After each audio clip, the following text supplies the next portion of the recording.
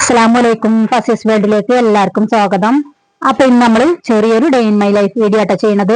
അപ്പൊ ഇത് കുറച്ച് ദിവസം മുമ്പ് എടുത്ത വീഡിയോ ആട്ടോ. കുട്ടികളൊക്കെ എന്റെ വീട്ടിലേക്ക് നിൽക്കാൻ പോയതാണ്. സ്കൂൾ മദ്രസൊക്കെ പൂട്ടിയതല്ല. അപ്പൊ മദ്രസൊക്കെ തുറന്നിട്ടുണ്ട്, അവര് വന്നിട്ടില്ല കേട്ടോ.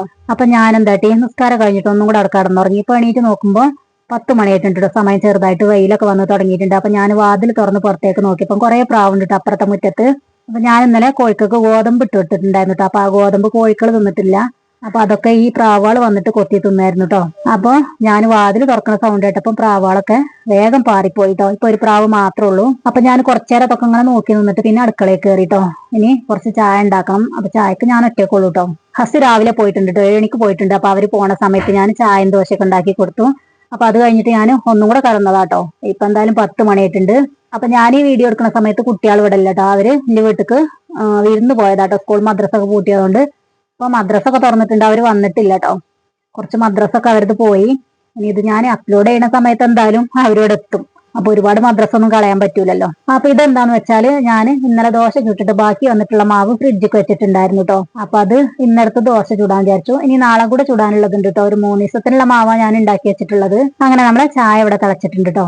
ഇനി ദോശ ചൂടട്ടോ. അപ്പൊ ഒരു 2 ദോശക്കുള്ളൂ ഞാൻ ചൂടുന്നത്. കറി ഒന്നും ഉണ്ടാക്കണില്ല കേട്ടോ. അപ്പൊ ഇങ്ങനെയാട്ടോ ഞാൻ ചെയ്യാറുള്ളത്. നല്ല മുരിഞ്ഞ ദോശ ഉണ്ടാക്കിയിട്ട് അതിന്റെ മുകളിലായിട്ട് കുറച്ച് നെയ്യ് തേച്ച് കൊടുക്കട്ടോ. അപ്പൊ നെയ്യ് തേച്ച് കൊടുത്താൽ നല്ല ടേസ്റ്റ് ആണ്. പിന്നെ നമുക്ക് കറിന്റെ ആവശ്യമൊന്നുമില്ല കേട്ടോ. അങ്ങനെ തന്നെ കഴിക്കാൻ നല്ല ടേസ്റ്റ് ആണ്. അപ്പൊ ദോശ നല്ലതുപോലെ മുരിഞ്ഞു വന്നിട്ടുണ്ട് കേട്ടോ. ഇനി ഇതിന്റെ മുകളിലായിട്ട് ഞാൻ കുറച്ച് നെയ്യ് തേച്ച് കൊടുക്കാണ്. അപ്പൊ അങ്ങനെ ആകുമ്പോൾ നല്ല ടേസ്റ്റ് ആണ് ദോശ കഴിക്കാൻ വേണ്ടിയിട്ട്. ഇത് മാത്രമല്ല കേട്ടോ, പല വെറൈറ്റീസ് ഞാൻ ട്രൈ ചെയ്ത് നോക്കാറുണ്ട് കേട്ടോ. അതുപോലെ തന്നെ ഞാൻ മുമ്പ് അപ്ലോഡ് ചെയ്തിട്ടുണ്ട് ഇതുപോലത്തെ ഒരു വീഡിയോ. സവാള, മല്ലിയില, ഉപ്പ്, മുളക് എല്ലാം കൂടെ മിക്സ് ചെയ്തിട്ട് ഇങ്ങനെ ദോശ ഉണ്ടാക്കിയിട്ട് അതിന്റെ മുകളിൽ ഇട്ടിട്ട് ഉണ്ടാക്കിയെടുക്കുന്ന ഒരു വീഡിയോ. അപ്പൊ അങ്ങനെ നമുക്കിത് ഉണ്ടാക്കിയെടുക്കാൻ പറ്റും. പല രീതിയിൽ ഉണ്ടാക്കിയെടുക്കാൻ പറ്റും. കുറച്ച് കൂടുതലായിട്ട് മാവ് ഉണ്ടാക്കിയിട്ട് ഇതുപോലെ ഫ്രിഡ്ജിൽ വെച്ചാൽ മതി. നമുക്ക് ഇഷ്ടമുള്ള രീതിയിലൊക്കെ ഇത് ഉണ്ടാക്കിയെടുക്കാൻ പറ്റും. അപ്പൊ ഞാൻ 2 ദോശ ചുട്ടിട്ടുണ്ട് കേട്ടോ. ഇനി ഞാൻ ബാക്കിയുള്ള മാവ് ഫ്രിഡ്ജിക്ക് വെക്കാണ്. അപ്പൊ ഞാൻ 3 ദിവസത്തിന് പറഞ്ഞ മാവ് 4 ദിവസത്തിനുണ്ട് കേട്ടോ. 4 ദിവസം ഉണ്ടാക്കിയെടുക്കാനുള്ള മാവുണ്ട് ഇത്. ഇനി നമുക്ക് ചായ കുടിക്കാല്ലേ. അപ്പൊ എന്റെ ഒരു വീക്ക്നെസ് എന്ന് പറയുന്നത് ഇതാട്ടോ. ഈ ഒരു പാത്രത്തിന് ഒരു പാത്രം ചായ കുടിക്കൂട്ടോ. ഞാൻ രാവിലെ ഒരു പാട്ട, അതുപോലെ തന്നെ ഉച്ചക്ക്, വൈകുന്നേരം ചായ എപ്പോ കിട്ടിയാലും ഞാൻ കുടിക്കൂട്ടോ. ഇത് മാറ്റാൻ നോക്കിയിട്ട് മാറണേ ഇല്ല കേട്ടോ. അപ്പൊ ഇതിൽ മധുരം കുറവായിരിക്കും കേട്ടോ. പഞ്ചസാര വളരെ കുറച്ചുള്ളൂ യൂസ് ചെയ്യാ. ചായ ഒരുപാട് കുടിക്കൂട്ടോ, പക്ഷെ മധുരം ഉണ്ടാവില്ല. അതുപോലെ തന്നെ പൊടിയും കുറവാക്കൂട്ടോ. അപ്പൊ ഇന്ന് മുറ്റടിച്ചു വാരിയിട്ടില്ല കേട്ടോ. ഇനി ചായ കൂടി കഴിഞ്ഞിട്ട് വേണം മുറ്റടിച്ചു വരാന്. മുറ്റത്ത് കുറച്ച് ഇലകളൊക്കെ ചാടി കിടക്കുന്നുണ്ട്. ഈ മുറ്റത്തൊരു ബബ്ലൂസ് നാരങ്ങന്റെ മരം ഉണ്ട് കേട്ടോ. അപ്പൊ അതിന്റെ ഇലകളാട്ടോ ഇവിടെ ചാടി കിടക്കുന്നത്. ചെറിയ ചെറിയ ഇലകളല്ലേ. അപ്പൊ അതുകൊണ്ട് തന്നെ അടിച്ചു വാരി കിട്ടണമെങ്കിൽ കുറെ സമയം എടുക്കും കേട്ടോ. പിന്നെ അതുമല്ല ഈ മുറ്റം ചെളി നിറഞ്ഞിട്ട് കരിങ്കല്ലിന്റെ വലിയ കഷ്ണങ്ങൾ വെച്ചിട്ട് നിരത്തിയേക്കാണ് കേട്ടോ.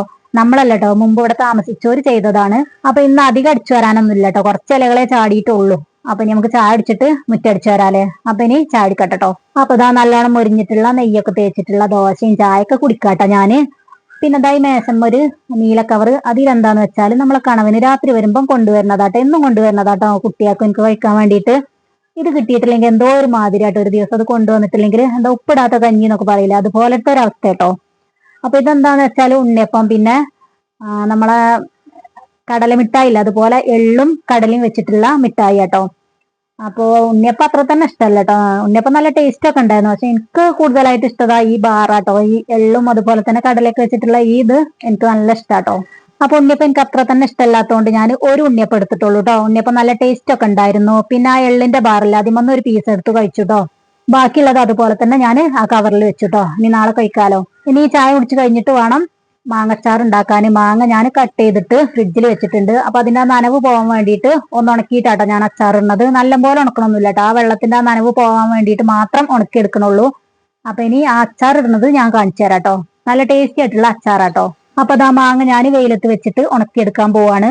ഉണക്കിയെടുക്കാന്ന് പറഞ്ഞാല് അതിലുള്ള വെള്ളം പോകാൻ വേണ്ടിയിട്ട് മാത്രം ഉണക്കട്ടോ. ഒരു 3 മണിക്കൂർ നല്ല വെയിൽ കൊണ്ടാ മതി കേട്ടോ. അപ്പൊ അതാ മാങ്ങ ഞാൻ ഉണക്കാനിട്ടിട്ടുണ്ട്. പിന്നെ അതാ മാങ്ങ മാത്രമല്ല കേട്ടോ ഞാൻ ഉണക്കാനിട്ടിട്ടുള്ളത്, പച്ചരി അതുപോലെ തന്നെ ഗോതമ്പൊക്കെ ഉണക്കാനിട്ടിട്ടുണ്ട്. അരി പൊടിച്ചതും ഗോതമ്പ് പൊടിച്ചതൊക്കെ തീർന്നിട്ടുണ്ടായിരുന്നു.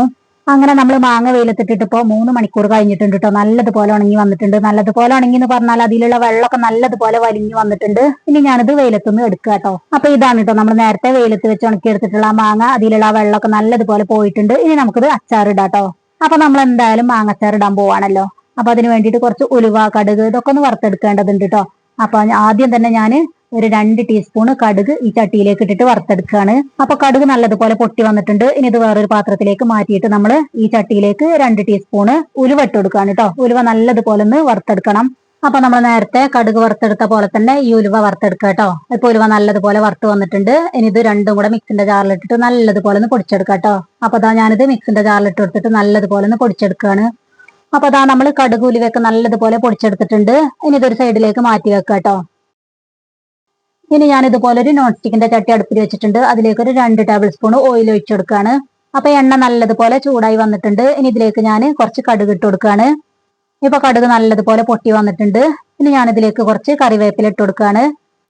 അപ്പൊ കറിവേപ്പില നല്ലതുപോലെ മൊരിഞ്ഞു വന്നിട്ടുണ്ട്. ഇനി ഞാൻ ഇതിലേക്ക് മുളക് പൊടി ഇട്ട് കൊടുക്കുകയാണ്.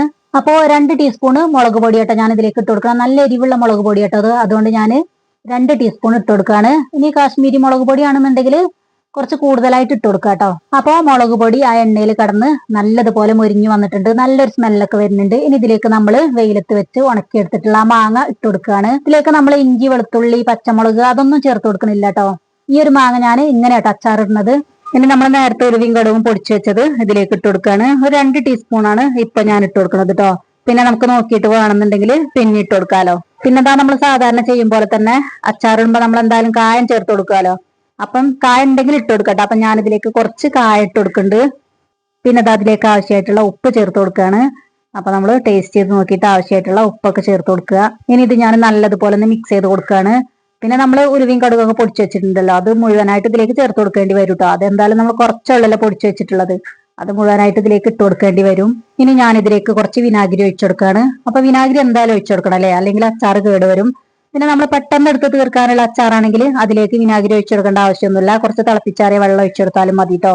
അതാണ് ഏറ്റവും നല്ലതും. ഇനി ഉലുവയും കടുകും പൊടിച്ചത് കുറച്ചുകൂടെ ബാക്കിയുണ്ടല്ലേ, അതും കൂടെ ഞാൻ ഇതിലേക്ക് ഇട്ട് കൊടുക്കാണ്. അപ്പൊ അത് കറക്റ്റ് ആയിരുന്നു കേട്ടോ. ഈ അച്ചാർക്ക് പാകത്തെ ഉലുവയും കടുകാണ് ഞാൻ പൊടിച്ചെടുത്തിട്ടുള്ളത്. അപ്പൊ ഇത്രേ ഉള്ളൂ കേട്ടോ. ഇനി ഇത് നല്ലതുപോലെ ഒന്ന് മിക്സ് ചെയ്ത് കൊടുക്കുക. അങ്ങനെ നമ്മൾ അച്ചാർ ഇവിടെ റെഡി ആയിട്ടുണ്ട്. അപ്പൊ എല്ലാവരും ഇതുപോലെ ഒന്ന് ഉണ്ടാക്കി നോക്കട്ടെ. നല്ല ടേസ്റ്റി ആയിട്ടുള്ള ഒരു അച്ചാറാണ്. നിങ്ങൾക്ക് എന്തായാലും ഇത് ഇഷ്ടാവും. അപ്പൊ ഇതൊക്കെ ആയിരുന്നു രാവിലത്തെ എന്റെ വിശേഷങ്ങൾ. നിങ്ങൾക്ക് എല്ലാവർക്കും ഈ വീഡിയോ ഇഷ്ടമായി ചേർക്കുന്നത്. ഇഷ്ടമെങ്കിൽ ലൈക്ക് ചെയ്യാനും ഷെയർ ചെയ്യാനും കമന്റ് ചെയ്യാനും മറക്കരുത്.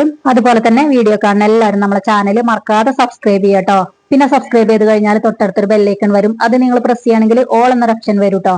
ആ ഓപ്ഷൻ കൂടെ നിങ്ങൾ പ്രസ് ചെയ്താൽ ഞാൻ വീഡിയോ ഇടുന്ന സമയത്ത് നിങ്ങൾക്ക് പെട്ടെന്ന് അത് കാണാൻ പറ്റും. അപ്പൊ ഓക്കെ, അസ്സലാമു അലൈക്കും.